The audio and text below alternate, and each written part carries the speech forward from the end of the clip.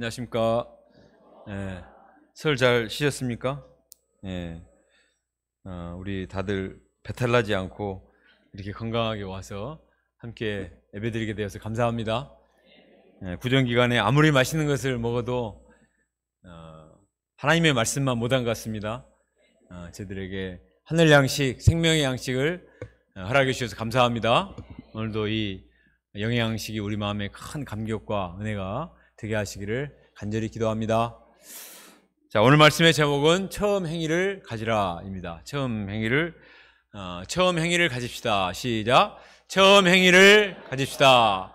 처음 사랑을 회복합시다. 시작. 처음 사랑을 회복합시다. 네, 기도하겠습니다. 거룩하시고 은혜가 많으신 하나님 아버지, 저희들은 참으로 주님의 사랑을 받을 아무런 자격도 없었지만 저희들을 불쌍히 여기시고 일방적인 은혜로 독생자 예수님의 거룩하신 보혈의 피로 우리의 모든 허물과 수치와 죄를 다 씻어주시고 우리를 하나님의 자녀요 또 나라와 제사장으로 삼아주셔서 감사합니다. 이 죄악된 세상에서 우리를 구별하여 세우시고 하나님의 말씀을 사랑하며 또 진리의 말씀을 선포하는 성경생이요 목자 인생 또 각 가정에 복이 되게 하신 것을 감사합니다. 하나님 아버지, 제가 이런 영적인 분명한 정체성을 가지고 끝까지 믿음의 삶을 살게 하여 주시옵소서.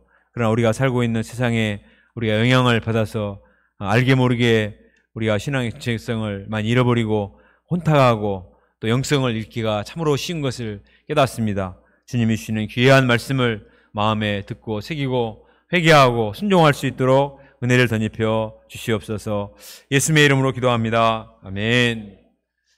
오늘 계시록 2장 말씀을 공부하게 되는데요. 계시록 2장 3장 말씀은 소아시아 7대 교회에 주시는 하나님의 구체적인 말씀입니다. 지난주에 배웠던 1장 말씀은 예수님이 지금 부활 승천하신 뒤에 어떤 모습으로 계시는가 하는 영광스러운 모습을 요한에게 보이셨고 또 그 주님께서 반드시 영광 가운데 재림하셔서 심판하실 것이다 하는 말씀을 하셨습니다.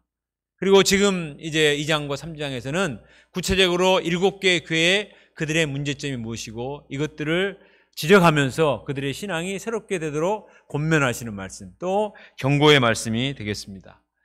1세기 당시의 교회는 많은 핍박과 어려움을 당하고 있었습니다. 그런 가운데 세상에 가버리지 않고 그래도 믿음으로 살고 있는 그들을 생각하면 얼마나 귀합니까? 제가 만약에 편지를 쓴다면 아이고 오지고 귀하고 참 조금만 참아라 주님 오실 때까지 막 그냥 그런 권면만 할 것 같아요. 근데 우리가 2장 3장 말씀 보면은 굉장히 수준이 높고 또 무시무시한 경고의 말씀들이 많이 나옵니다. 그것은 주님께서 그 7대교회 성도들을 미워서 그렇게 한 것이 아니고 정말 그들이 더 수준 높은 차원 높은 믿음의 사람으로 성장하도록 하시기 위해서 주시는 그런 권면의 말씀들입니다. 잠언 27장 5절에 보면 이런 말씀이 있습니다. 같이 읽어볼까요? 시작. 면책은 숨은 사랑보다 나으니라. 어떤 사람을 정말 뼈아픈 책망을 하는 것은 진짜 사랑이라는 거죠.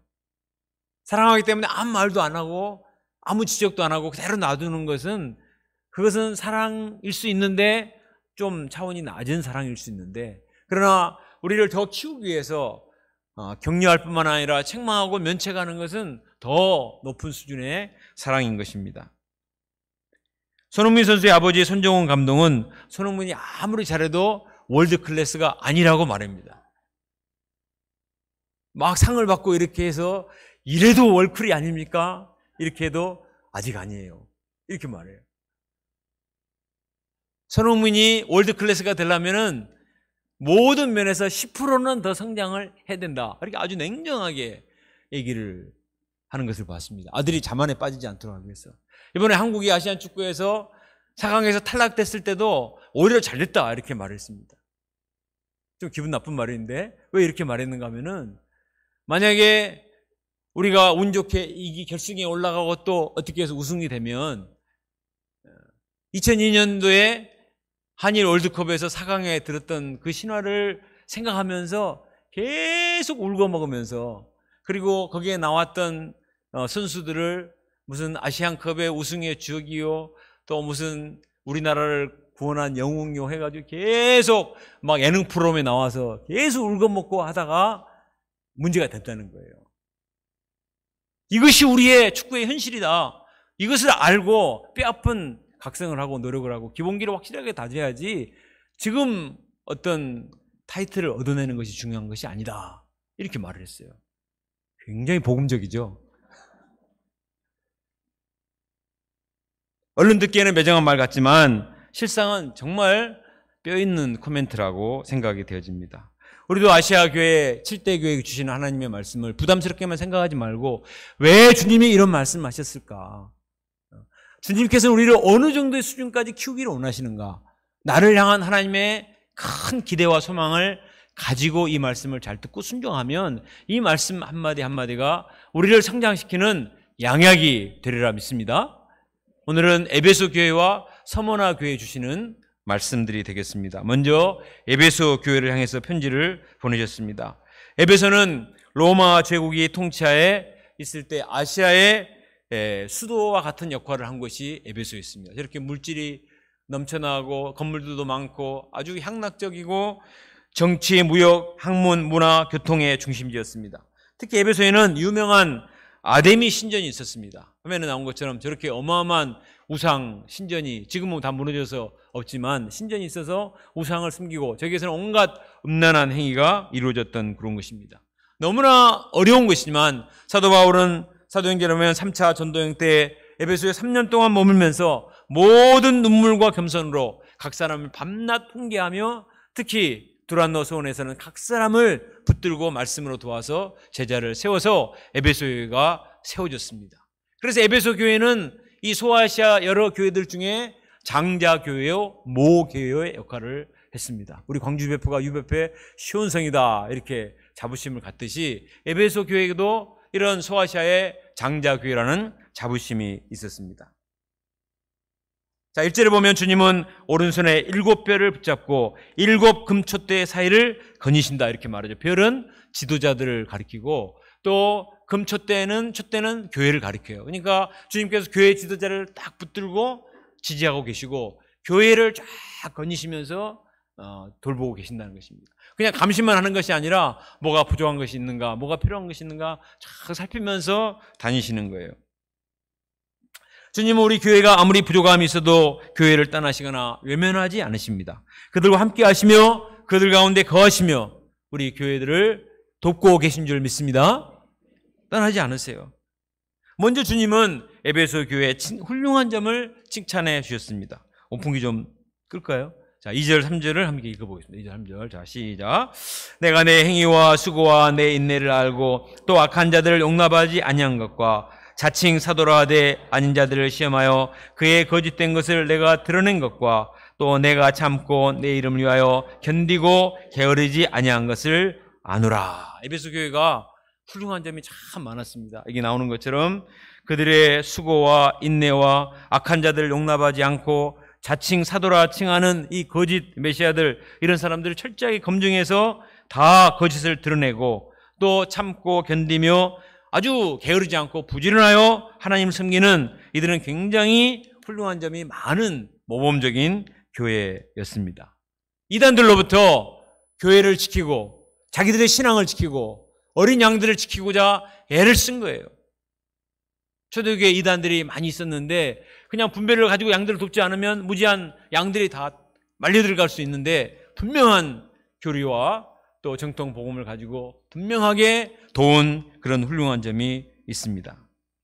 그런데 주님은 이런 훌륭한 점만 칭찬한 것이 아니고 어떤 문제점을 제기를 하셨는데 4절을 같이 읽어볼까요? 4절 시작. 그러나 너를 책망할 것이 있나니 너의 처음 사랑을 버렸느니라. 주님은 에베소 교회에 책망할 것이 있다고 말씀하셨어요. 그것은 뭐냐? 처음 사랑을 버렸다. 그들은 정통 교리를 수호하고 이단을 배척하는 데는 아주 분명했습니다. 사람들 볼 때도 혹시 이 사람이 이단인가 아닌가 쫙 보면서 절대 이단이 들어오면 안 되니까 이상한 사람이 들어오면 안 되니까 아주 철저하게 사람들을 돕고 또 교회를 지키는 그런 교리적인 측면에는 굉장히 탁월했단 말이에요. 그런데 너무 이런 것에 시달하다 보니까 사랑이 식었어요. 사람을 이상한 잣대가 아니라 어떤 교리의 잣대로 이 사람이 옳은가 아닌가에 대해서 너무 집착하게 되면은 순수한 사랑을 하기 어렵습니다. 우리 편과 우리 편이 아닌 사람을 가르게 되고 자꾸 이론적이 되고 논리적이 되고 그렇게 되기 쉬워요. 머리는 커지는데 가슴이 좁아지고 가슴이 차가워지기 쉽습니다. 그런데 주님이 우리를 구원하신 근거는 교리나 이론이 아니에요. 여러분, 교리 공부하고 예수 믿었습니까? 아니잖아요. 사랑입니다. 요한복음 3장 16절 같이 읽어볼까요? 시작. 하나님이 세상을 이처럼 사랑하사 독생자를 주셨으니 이는 저를 믿는 자마다 멸망치 않고 영생을 얻게 하려 하심이라. 하나님이 세상을 이처럼 사랑하사, 우리가 무슨 사랑받을 조건이 있는 것이 아니지만 우리를 일방적으로 사랑하셔서 하나밖에 없는 독생자를 주셔서 그를 십자가 못 박혀 죽게 하시고 그를 믿기만 하면 멸망치 않고 영생을 얻게 하셨습니다. 사랑이에요, 사랑. 로마서 5장 8절에 우리가 아직 죄인 되었을 때 그리스도께서 우리를 위하여 죽으심으로 하나님께서 우리에게 대한 자기 사랑을 확증하셨느니라. 주님의 십자가 사랑 때문에 내가 주님의 사랑을 믿고 또 예수님을 그리스도로 고백하고 또 예수님을 따르는 제자 인생을 살게 되었습니다. 이처럼 주님의 무조건적인 사랑, 전폭적인 사랑, 또 우리 목자님들의 헌신적인 사랑 때문에 우리의 마음이 감동을 받고 은혜를 받고 복음을 영접하고 예수님을 따르는 신자들이 되었습니다. 또 내가 주님께로부터 받은 은혜의 감격에서 주님이 말씀하셨잖아요. 내가 나를 사랑하느냐? 내 어린 양을 먹이라 말씀하셨기 때문에 주님이 핏값으로 사신받은 어린 양을 사랑하고 그들을 돕는 목자 인생을 살고 또 그리스도 안에서 함께 형제요 자매된 우리 동역자들을 같이 귀히 여기고 사랑하는 이런 교회 공동체가 이루어졌습니다. 그런데 만약에 이런 사랑을 잃어버리면, 주님께 대한 사랑, 양들에 대한 사랑, 동역자에 대한 사랑을 잃어버리면 어떻게 될까요? 모든 관계가 너무나 피상적이 되고 형식적이 되기 쉽습니다. 주님과 나의 관계도 그렇고 성도들과의 관계도 그렇습니다. 의무적으로 습관적으로 신앙생활을 하고 민방위 훈련 참석하시듯이 눈도장 찍기 위해서 오늘 예배 안 나가면 목자님이 또 보러 가시겠지, 가서 눈을 마주쳐야지, 이렇게 해서 모임이 나오고 동역자들에게도 마음은 별로 없는데 그냥 체면 때문에 어쩔 수 없이 호의를 베푸는 것처럼 하기가 쉽습니다. 이것은 아주 좋지 않는 거예요. 그래서 사도 바울은 고린도전서 13장 2절 3절에서 이렇게 말했습니다. 사랑이 없으면 내가 아무것도 아니요 사랑이 없으면 내가 아무 유익이 없느니라. 다른 것이 다 있어도 능력도 있고 막 기적도 행하고 언변도 좋고 대단한 것을 할지라도 사랑이 없으면 아무것도 아니고 사랑이 없으면 아무 유익이 없다. 그 정도로 사랑이 중요하다고 말했습니다. 부부관계에서도 겉으로는 잘 지낸 것 같은데 사랑이 없으면 어떻게 될까요? 함께 먹고 살기 위해서 일하는 동업자에 불과합니다. 굶어 죽지 않기 위해서 같이 일하는 그냥 동업자에 불과해요. 그런 부분은 위험하고 문제가 될 수 있습니다. 우리 안베드로 목자님과 하진 목자님 부부는 한때 큰 위기가 있었습니다. 서로 자기 스타일을 주장하고 자기 하고 싶은 일만 막 고집하고 상대방에 대한 배려와 관심과 사랑이 없으니까 서로에게 불만이 막 쌓여가지고 잘못하면 막 터질 뻔한 큰 위기 가운데 있었습니다. 그런데 하나님께서 말씀을 통해서 자신들이 어디서 떨어지는가를 발견하게 하시고 상대방한테 문제가 있는 것이 아니라 자기에게 문제가 있다 하는 것을 발견했습니다. 이건 놀라운 기적의 역사였어요. 그리고 이제 상대방을 생각하고 상대방의 장점을 세워주고 또 기도해주고, 그래서 안베드로 목자님이 성경도 열심히 암송하죠. 사모님이 이사만 다니는 게 아니라 이제 잘 리모델링하는 일로 업그레이드를 하니까 모든 게 사랑스러운 거예요. 그래서 제가 지난주에 물어보니까 지금 보기만 해도 마음이 설렌대요. 아이 정말 거짓말은 아니겠죠. 지금은 보기만 해도 설레는 그런 사이가 됐다고 그랬습니다. 안베드로 목자님 대표기도 하시는데 맞죠? 네. 모든 관계가 마찬가지예요. 주님과 나의 관계도 너무 이론적이 되고 너무 어떤 형식적이 되고 교리적이 되면은 그냥 두렵고 부담스럽고 뭐 야단 맞지 않을까? 이렇게 하면서 부모와 자식 간에도, 그렇죠? 우리 형제 자매들 간에도 나를 정죄하지 않을까? 뭐 이렇게 하면 얼마나 피곤합니까? 빨리 그냥 집에 가고 싶지 여기 있고 싶지 않을 것입니다. 주님은 영적으로 나의 영적인 신랑이 되시고 나는 주님의 영적인 신부입니다. 믿습니까? 네. 성경은 뭐냐? 나의 영적인 신랑 되신 주님께서 나에게 보내주신 사랑의 연애 편지입니다. 아멘 안 하시네? 주님이 나를 너무 사랑하셔서 나에게 세상적인 연애 편지가 아니라 나를 너무 사랑하셔서 하늘에 신령한 연애 편지를 내게 주신 거예요. 그래서 우리가 일원식을 먹을 때나 성경을 읽을 때 이것은 하나님이 나를 너무 사랑하시기 때문에 나를 위해서 적어주신 사랑의 편지다 하는 마음을 가지고 읽어보세요. 그러면은 달라집니다. 똑같은 성경인데 보는 자세가 달라지고 느끼는 마음이 달라집니다. 하나님의 사랑이 내게 점여오고 하나님께 감사하게 됩니다. 그때의 말씀은 꿀처럼 달고 골수에 사무치는 양약이 되는 것입니다. 하나님의 사랑을 생각하면서 찬송가를 부르면 한 소절만 불러도 심령에 눈물이 고입니다. 주님 앞에 나아가 무릎 꿇고 간절히 기도하고 이것이 내가 주님께로 올려드리는 기도다 생각하고 하면은 1시간, 2시간 금방 갑니다. 그러잖아요. 뭐 금방 시간이 가요. 대답 안 하시네. 우리가 처음 예수님을 만나고 수양회를 섬길 때 한번 생각을 해보세요. 내가 예수님의 십자가 사랑으로 구원받고 이 은혜에 기초해서 내가 소강 강사가 되었다. 내가 말씀 강사가 되었다. 그리고 내 양을 초청한다 생각하니까 너무나 기쁜 거예요. 내가 만났던 예수님, 내가 체험한 그 구원의 복음을 참 내가 말씀을 통해서 소감을 통해서 연극을 통해서 사람들에게 증거를 하고 또 그 은혜의 잔치에 양들과 가족들과 친구들과 동생들을 데려가지고 같이 한다고 생각하니까 피곤하지가 않아요. 아무리 말씀을 여러 번 쓰고 또 소감을 여러 번 쓰고 또 드라마 또 율동 또 많은 경배 프로그램을 섬겨도 몸이 부서지려 하는데 전혀 피곤하지가 않아요. 수양이보다 훨씬 더 비싼 여비를 들여서 지방신방을 다니고 막 양들을 그렇게 해도 아까운지를 모릅니다. 양들을 신방하고 동역자들과 함께 장막에 들어서 라면을 끓여 먹고 한 입으로 해서 여러 명이 자도 전혀 불편함을 못 느꼈어요. 그렇죠?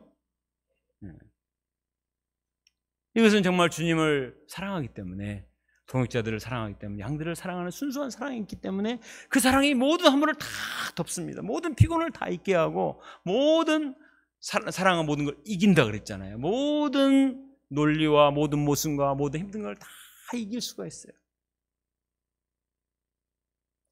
지난주에 우리 김준경 목자님 부친이 소천하셨을 때 많은 목자님들이 목표까지 가서 진심으로 이루어지고 사랑과 관심을 베풀어 주었습니다. 어제는 우리 한추식 목자님 가서 입관 예배를 이렇게 섬겨드리고 또 오늘은 아침에 주일날 이렇게 발인을 하는데 또 새벽같이 우리 연하다 목자님과 많은 목자님들이 가서 발인 예배를 이렇게 섬겨드리니까 정말 그 집안은 딸이 하나밖에 없어요.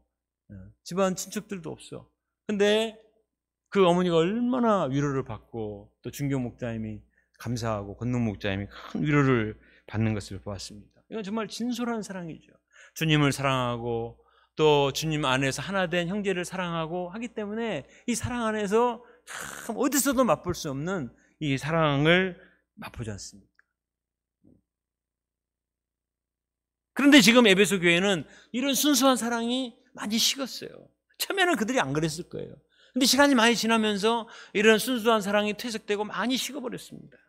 자, 이것에 대해서 주님 뭐라고 말씀하시는가? 5절을 같이 읽어봅시다. 5절 시작.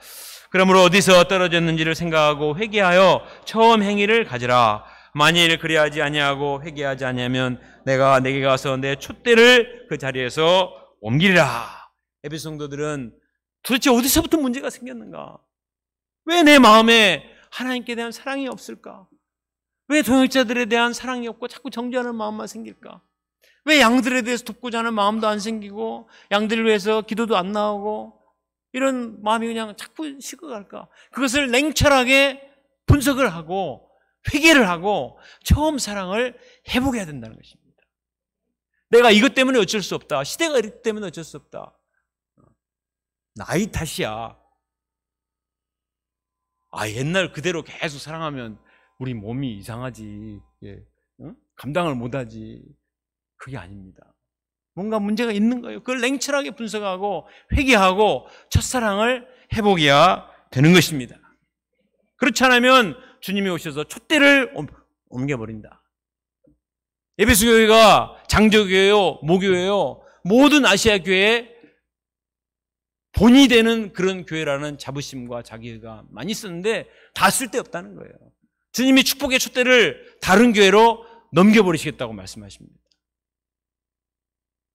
이것은 내가 회개하지 않아도 되는 게 아니라 정말 위기의식을 가지고 두렵고 떨림으로 회개를 하고 처음 사랑, 순수한 사랑, 진실한 사랑을 회복하지 않으면 정말 큰일 난다는 그런 사실을 말해주고 있습니다.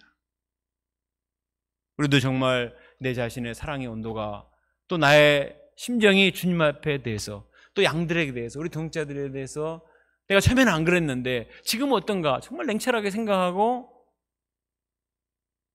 그 첫사랑의 감격을 회복할 수 있기를 간절히 기도합니다. 저도 이 말씀을 쓰면서 그러면 나는 어떤가 이런 생각을 해봤어요. 제가 이 UBF 한국 대표가 되어서 하루에도 수없이 많은 전화가 옵니다.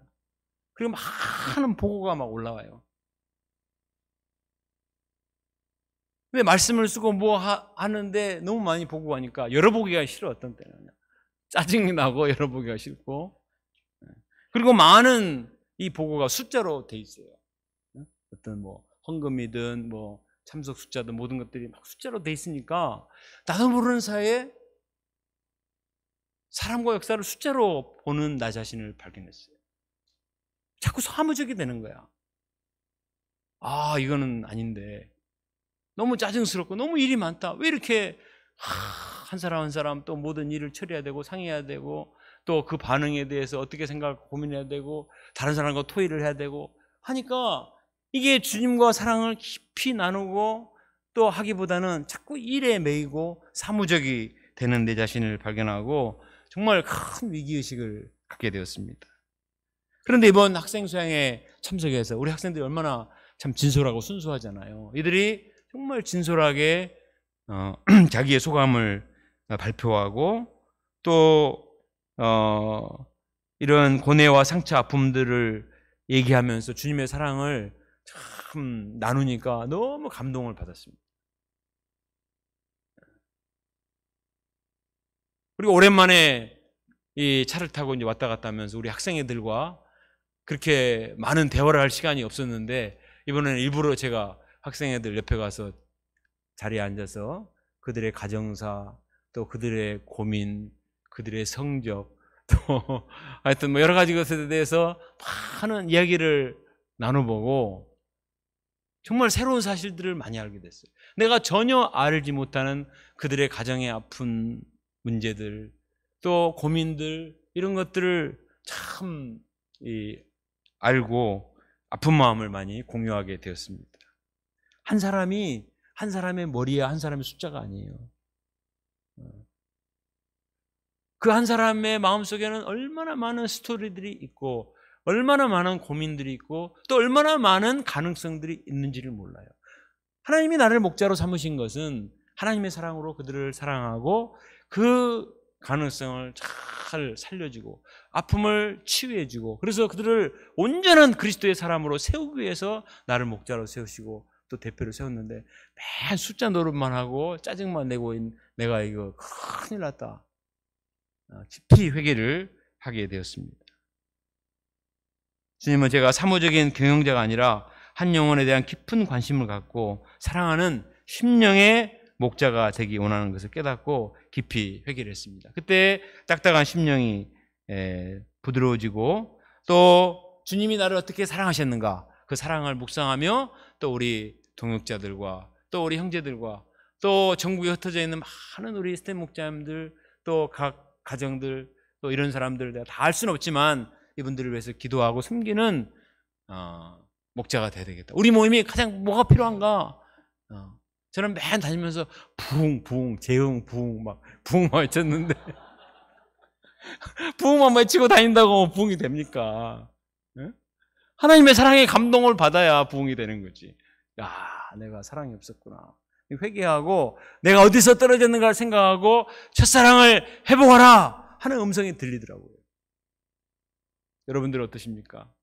우리가 하나님 앞에 나가서 진솔하게 나의 주님을 향한 사랑이 어떠한가, 한 영혼에 대한 사랑, 동역자에 대한 사랑이 어떠한가를 정말 냉철하게 생각해보고 그것이 많이 잃어버렸다면 회복할 수 있도록 우리가 하나님 앞에 나가 간절히 기도하고 하나님의 사랑을 묵상하고 사랑을 실천하고, 그래서 우리 교회가 정말 하나님께 대한 사랑과 형제에 대한 사랑이 넘치는 그런 교회가 될 수 있기를 간절히 기도합니다.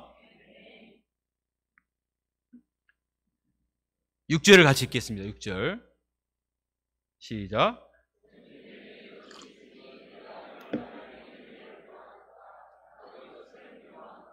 니골라당은 뭐냐면 율법 폐기론자들이에요.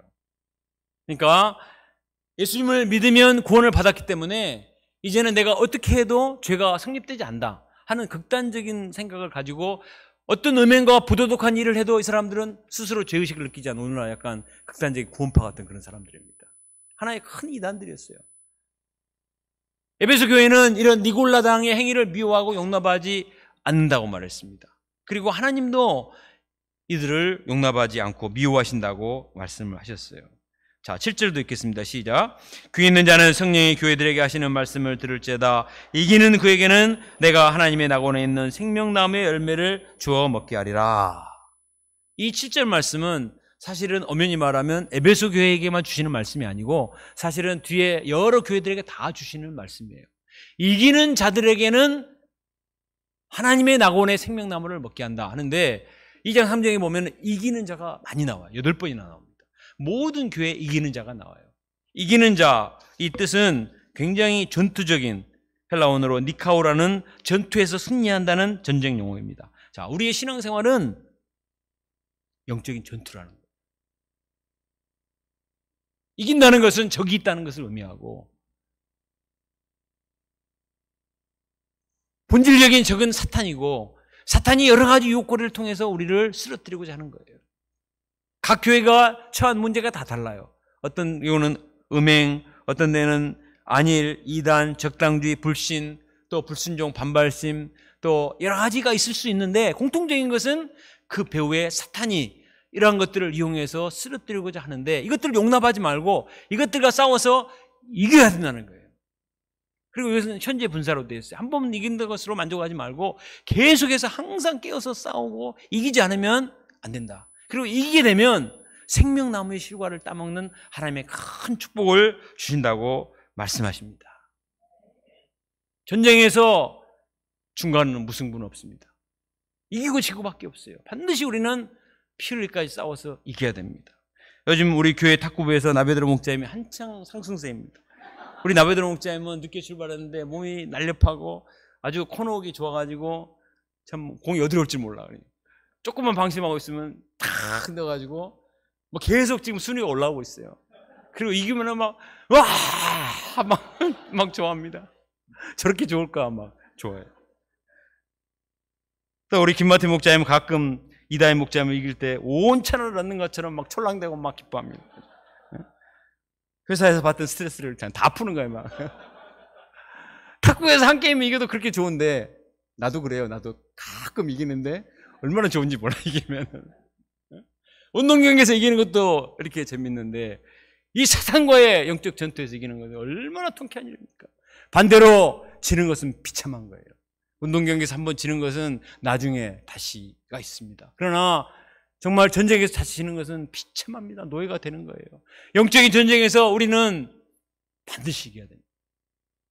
하나님의 말씀으로 무장해서 이런 악한 사탄의 세력을 분별하고 우리가 올해는 하나님의 말씀과 기도로 무장해서 사탄과 영적 전쟁에서 이기고 생명나무의 영생의 생명의 열매를 따먹고 또 생명의 열매를 풍성히 맺는 자들이 될 수 있기를 간절히 기도합니다. 두 번째는 서브나 교회에 대한 내용입니다. 서브나 교회는 필라델비아 교회와 함께 책망을 받지 않는 교회예요. 그들은 영적인 환경이 좋아서 신앙생활이 수월하고 그래서 책망을 받지 않은 게 아니에요. 자, 9절을 읽어보겠습니다. 시작. 내가 내 환난과 궁핍을 알거니와 실상은 내가 부유한 자니라. 자칭 유대인이라 하는 자들의 비방도 알거니와 실상은 유대인이 아니요 사탄에 해당이라. 이 서머나 지역에는 사탄 숭배의 그 신전들이 많이 있었다고 그래요. 그래서 사탄 숭배하는 그 제사장들은 권력과 부를 누렸어요. 그 신전에서 일하는 그런 사람들은 권력과 부를 누리고 반대로 신자들을 핍박합니다. 그리고 또 자칭 유대인이라 하는 율법주의자들, 또 할례와 절기를 지키는 이 사람들이 또 신자들을 무시하는 거예요. 그냥 로마 군병들이 핍박하는 것도 힘든데 유대인들이 자기들이 믿는 신앙이 올바른 것이고 너희들은 예수 믿는 이단들이고 잘못된 것이고 구약으로 돌아와야 된다 그러고 막 배척하고 멸시하는 그것이 더 너무 힘들었습니다. 이런 환난과 궁핍을 많이 당했어요. 그런데 주님은 뭐라고 말씀하시냐? 너희들은 실상은 부유한 자다.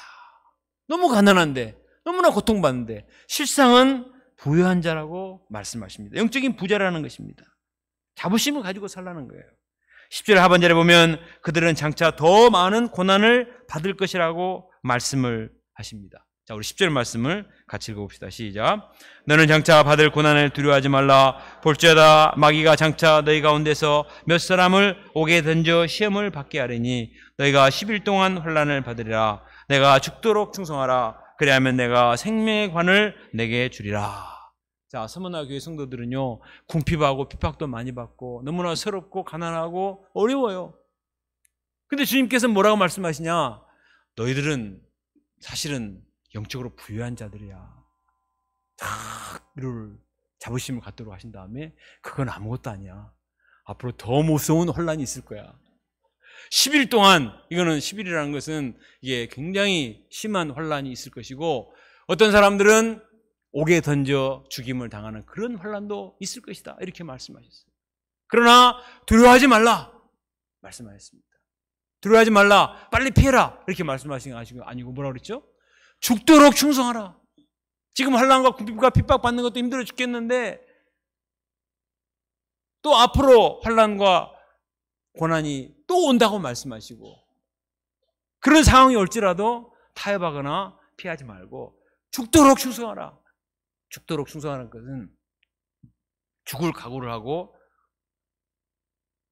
라이프 기빙 스피릿을 가지고 끝까지 믿음의 중심을 지키고 충성을 다하라는 것입니다. 어떻게 보면 너무 잔인하게 느껴지죠. 그러나 그 뒤에 말씀을 보세요. 죽도록 충성하라. 그러면 생명의 면류관을 주리라. 반드시 이 고난의 과정을 통과하면 주님께서 생명의 면류관으로 보답해 주실 것이다. 이것이 진정한 위로의 말씀입니다. 우리는 내가 조금만 고생 참으면 아파트 한 채, 차 한 대, 좋은 직장 그러면 좋을 것 같은데 물론 그것도 주실 수 있습니다. 그러나 주님이 우리에게 준 약속은 생명의 면류관을 주리라. 영원한 하나님 나라의 생명나무의 실과를 따먹는 축복을 주고 생명의 면류관을 주리라 말씀하십니다. 예수님을 생각해 보세요. 예수님 하나님의 아들이신데도 불구하고 하나님의 뜻을 이루기 위해서 겟세마네 동산에서 기도하셨습니다. 십자가 너무 힘들었지만 내 뜻대로 마옵시고 아버지의 된 대로 원대로 하기를 원하나이다. 간절히 기도하셨습니다. 그리고 십자가의 쓴잔을 마셨어요. 그때 어떻게 됐습니까? 주님께서 사흘 만에 부활하게 하셨습니다. 사탄의 머리를 박살내고 부활하셔서 주의 주요 왕의 왕이 되게 하셨습니다. 빌립보서 2장 10절과 11절에 보면 주님께서 예수님께 모든 이름에 뛰어난 이름을 주시고 하늘에 있는 자들과 땅에 있는 자들과 땅 아래에 있는 자들로 모든 무릎을 예수의 이름에 꿇게 하시고 모든 입으로 예수 그리스도를 주라 시인하게 하셨습니다. 예수님이 승리자가 되셨습니다. 주님은 서머나 교회 성도들이 진정한 승리자가 되어서 당시에 마라톤 이 고대 로마 사회에 많은 그 올림픽 경기가 있었는데 끝나면 다 이 월계관을 씌워줬거든요.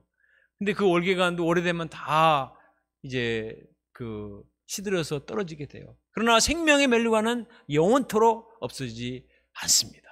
이것이 기다리고 있기 때문에 끝까지 포기하지 말고 소망 가운데 충성을 다하라고 말씀하십니다.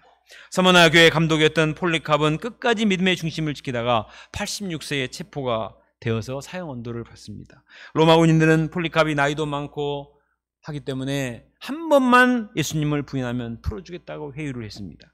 그러나 폴리캅은 눈 하나 까딱하지 않고 끝까지 믿음의 중심을 지켰습니다. 지난 86년 동안 주님은 한 번도 나를 부인하지 않으셨는데 내가 어찌 주님을 부인한단 말이오 하고 화형을 당했습니다. 그의 얼굴은 천사의 얼굴과 같았습니다. 군병들이 폴리캅의 몸을 불태울 수는 있었지만 그의 순결한 영혼 태우지 못했습니다. 하나님께서는 그에게 생명의 멸관을 허락해 주셔서 천국에서 해같이 빛나게 하실 것을 믿습니다. 지금도 서머나에 가면 폴리캅 기념교회가 있어요. 아시아 7대 교회가 지금 다 없습니다. 다 이제 터키 지방이 모슬렘이 돼가지고요. 이제 흔적만 있지 없는데 유일하게 폴리캅 기념교회만 지금도 있어요. 우리가 죽도록 충성하고 믿음의 중심을 지키면 주님께서 우리를 천금 같은 믿음의 사람이 되게 하시고 생명의 멸류관을 주시리라 믿습니다. 주기철 목사님은 일제 신사 참배를 거부하다가 순교의 길을 가셨습니다. 주 목사님이 일본 경찰들에게 끌려가기 직전에 마지막 하신 설교 제목이 일사각오라는 설교입니다. 그 내용이 이렇습니다. 나의 사랑하는 교우 여러분, 그리스도의 사람은 살아도 그리스도인답게 살고 죽어도 그리스도인답게 죽어야 합니다. 죽음을 무서워해서 예수님을 저버리지 맙시다. 풀의 꽃과 같이 시들어 떨어지는 목숨을 아끼다가 지옥에 떨어지면 그 안이 두렵습니까? 한 번 죽어 영원한 천국 복락에 가니 그 안이 즐겁습니까? 이 주목사가 죽는다고 슬퍼하지 마십시오. 나는 결단코 하나님 외에 무릎 꿇고 절할 수 없습니다. 더럽게 사는 이보다 차라리 죽어 없어져 주님 향한 정절을 깨끗이 지키려 합니다. 주님 따르는 죽음은 나의 간절한 소원입니다. 나에게는 일사각오가 있을 뿐입니다. 이렇게 하고 순교하셨거든요. 자, 역사가 지난 뒤에 봅시다. 이분도 돌아가셨고 일제에 앞장서서 호의호식했던 사람도 다 죽었습니다. 역사는 어떻게 평가합니까? 하나님 나라에서는 어떻게 판단하실까요? 주 목사님은 결코 어리석은 분이 아니었습니다. 죽도록 충성하고 신앙의 절개를 지킨 이런 신앙이 오늘날 한국교회의 기초가 된 것입니다. 우리도 이런 순교신앙과 정말 일사각오의 정신으로 정말 주님을 사랑하고 끝까지 믿음의 중심을 지켜서 생명의 멸류관을 얻는 자들이 될 수 있기를 바랍니다. 살아있는 동안에도 그런 사람들은 승리하게 되고 또 하나님 나라에서도 하나님의 축복을 받습니다. 결론적으로 오늘 말씀을 통해서 에베소 교회에게는 첫사랑을 회복하라, 서머나 교회에게는 죽도록 충성하라 말씀을 주십니다. 구정 연휴에 너무나 과격한 말씀들이죠. 그러나 우리를 사랑하시기 때문에 우리에게 주시는 귀한 말씀들입니다. 이 말씀을 마음에 새기고 첫사랑을 회복하고 죽도록 충성해서 주님의 영광에 참여하는 주의 백성들이 될 수 있기를 주님의 이름으로 축원합니다.